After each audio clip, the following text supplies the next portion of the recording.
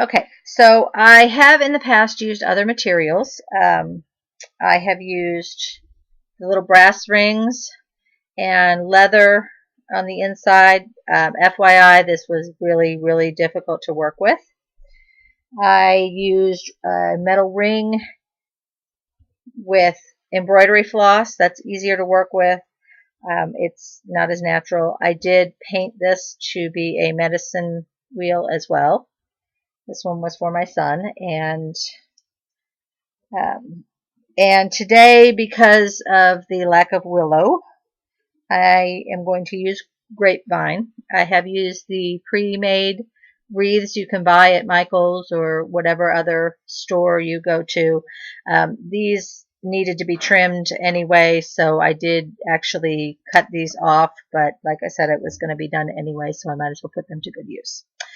My favorite medium for the center now, for the string, I really like hemp cording. This is very thin hemp cording. It comes thicker. I really like the thin because I think it looks more like a spider's web.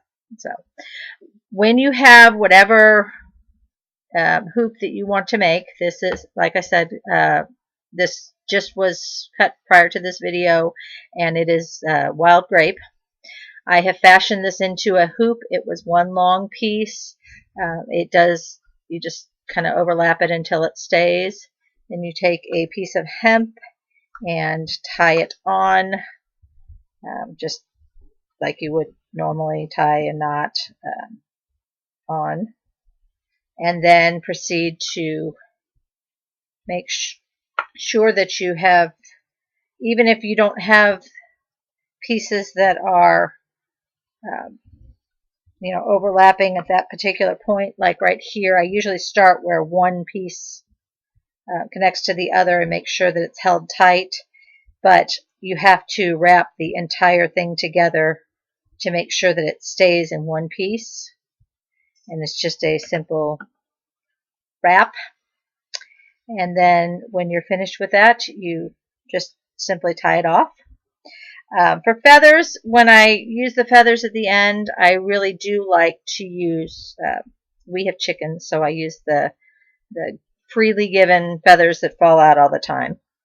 And but you can buy feathers from the craft store, or you can usually find some. Beware when you find them as to what kind they are. There are certain feathers that you're not allowed to use because the species is endangered. Even if they are gifted and they've fallen, you can't use them in anything. So just be aware of what type of feather you are gathering. So I am already finished with my little wrap. And like I said, you can do this multiple times if you like. I usually think one is sufficient.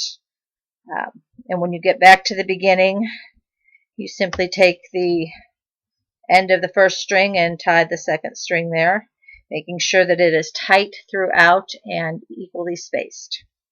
And I will finish up in my next video and show you how to do the inside.